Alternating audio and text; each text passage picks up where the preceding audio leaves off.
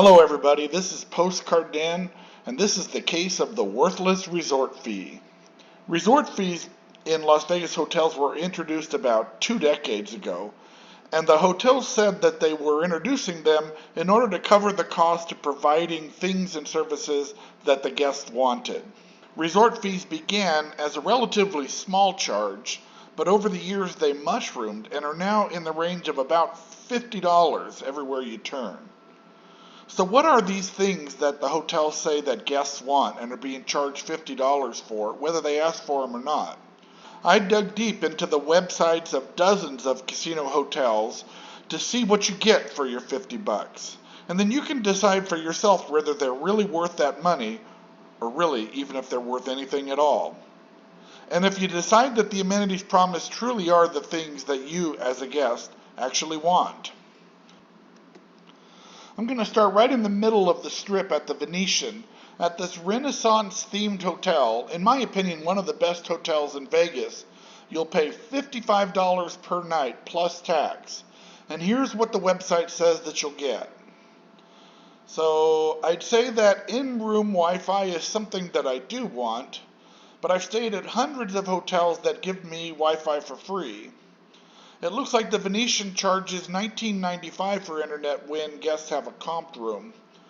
So if we offset the Wi-Fi charges against that resort fee, it still leaves another $35. So let's see, what else do we get? Free local calls, not long distance calls, but I guess if you have an old friend who lives in Vegas and you don't want to use your cell phone, maybe. But let's be real. Free local calls might have been something that guests were demanding in 1997, but does anyone even touch the in-room phone for anything besides ordering room service?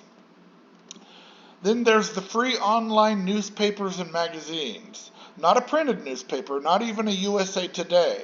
Do they even still print that? Nope, all you get are things that you can read on your phone. Well, I already have apps for things that I want to read.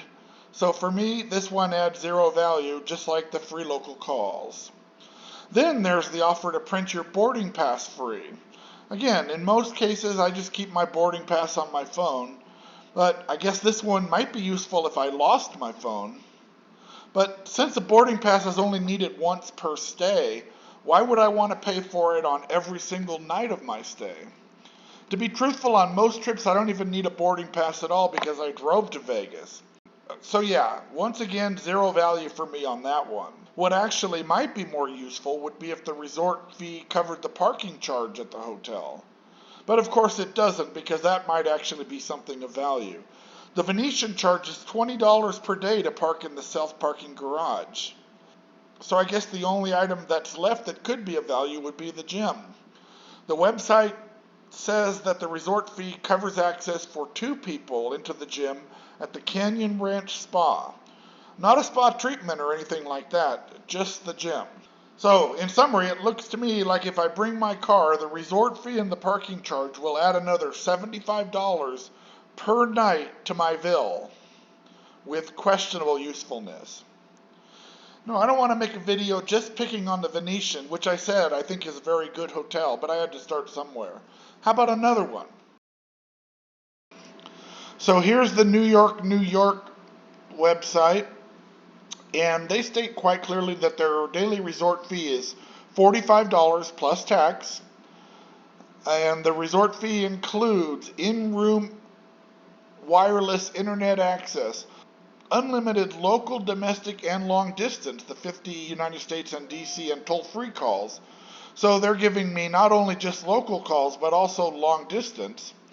And again, there's that airline boarding pass printing, which I would only need on the very last day of my stay if I needed it at all. And of course, the digital newspaper and magazine access. Oh, now here's one that I didn't see at the Venetian. 2-for-1 Big Apple roller coaster passes, and fitness center access for guests over 18. Of course, fitness center access is subject to availability, and it looks like you can waive the daily resort fee if you're a higher level member of the MGM Rewards program. So whatever you have to gamble to get Gold Plus tier status, might be able to get you out of paying the $45. But again, I don't see much here different than what I saw at the Venetian, except for the roller coaster. I guess it turns out to be a half-price roller coaster. I'll add also that parking at the MGM is looks like $20 per night on weekdays and $25 per night on weekends.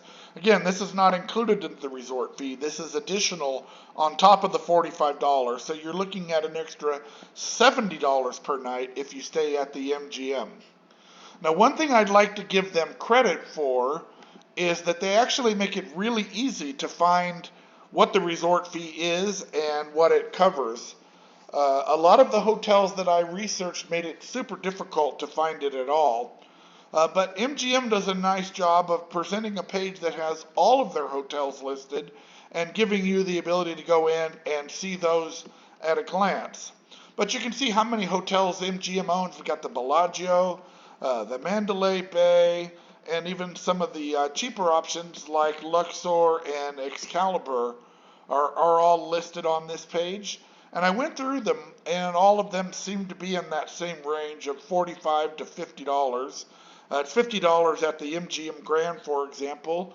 And about the only thing that you'll get different there that you didn't get at the New York, was that they also include access to Paramount Plus and Showtime on the in-room television.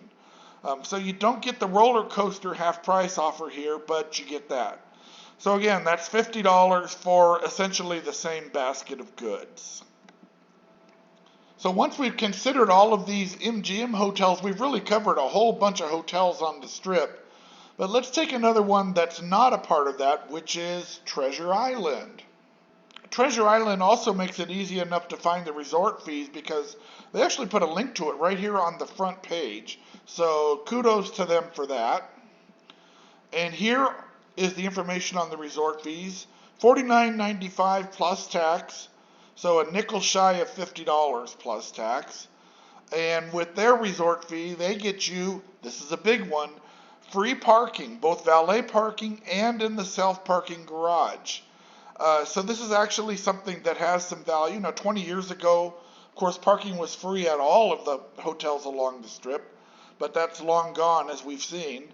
So this is actually something that's nice, and a big chunk of their $50, we could say attribute $20 or $25 to the fact that you get free parking. How about for the rest of it? Well, there's a half-price cocktail voucher. Again, there's the fitness center, a newspaper at guest services. So this looks like an actual printed newspaper instead of just the phone app stuff that we were seeing from the others. Local and toll-free calls in room, airline boarding pass printing, and this is a new one too, copies and faxes up to 10 pages. Now, I don't ever recall making any copies or faxes at a hotel, but I feel like maybe I would go and request 10 copies just to try to get some extra value from my resort fee. So I picked on all the MGM properties, but how about the Caesars properties? Because Caesars also owns a whole bunch of properties on the Strip, including, of course, Caesars Palace, the Flamingo, Harrah's, and Planet Hollywood. So I decided to highlight here the Flamingo, which is one of the more affordable options in their suite of hotels. And to be honest with you, I searched this website high and low, and I could not find any information on the resort fee included on their webpage. Now, I'm sure that it's on here somewhere because I think it's required, but in any case, I couldn't find the information here. But I can tell you that I stayed at the Flamingo only a couple of months ago, and I was charged $49.95 for my resort. And actually, I made a video about my stay, and so if you'd like to go review that, I'll put a link to it in the description below. And it seems to me that the things that were included with the resort fee were the same usual things that you see with the others, the local calls and the in-room Wi-Fi. Again, not much for the $50 that you're being charged. So I think I've made the case without belaboring and making you sit through a whole bunch of the other web pages. I'll just give you a couple of brief highlights of a couple of the other ones. Here's Circus Circus, known for being a low-budget option at the north end of the Strip, and their daily resort fee is $51.02, and included in it is all the usual things: in-room internet, unlimited local and toll-free calls, airline boarding pass printing, and fitness center access. The Strat, their resort fee is $49.95, and again, fitness center access, and then discounts to the attractions that they have there. I checked a couple of places off the Strip as well, like the Red Rock. They were very similar, but they offered shoe shining among their options. So that was my look at the amenities offers versus the charges, and you can decide for yourself whether, one, those are things that guests are actually demanding, and two, whether the charge is even close to being what would be reasonable for those things. So what can you do about resort fees? I say that we have to refuse to pay them. I mean it. We should just not pay resort fees.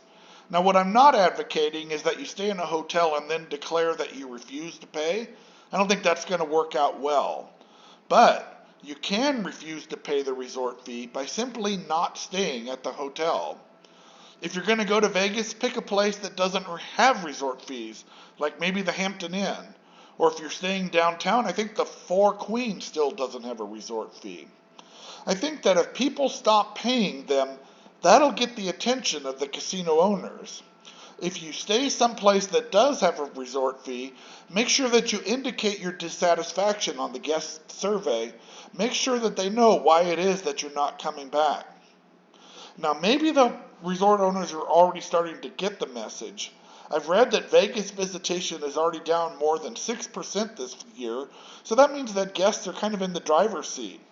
Hotel operators are beginning to come to terms with the fact that maybe they overmilked the golden cash cow on a lot of things, not just resort fees, but parking fees, outrageous drink prices, and really unfriendly casino rules like 6 to 5 blackjack and 000 roulette.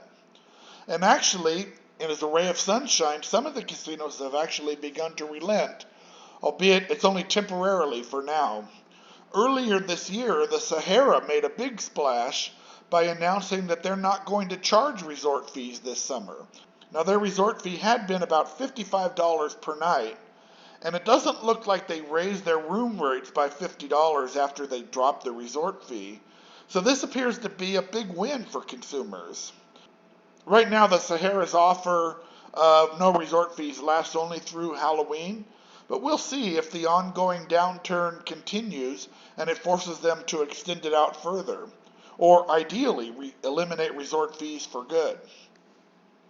One more item on this: back in May, the FTC began enforcing its new, quote, junk fees rule, which requires hotels to include all mandatory charges in their advertised rates. So maybe this will help end the practice too, because there's no longer such a big incentive for the hotels to have these add-on charges. So that's my look at the case of the worthless resort fee, and I hope you enjoyed this video even if you don't enjoy the resort fees themselves. If you did like the video, please give it a thumbs up so that YouTube will share it with other people as well. And if you enjoy the content on my channel, I'd be honored to have you as a subscriber.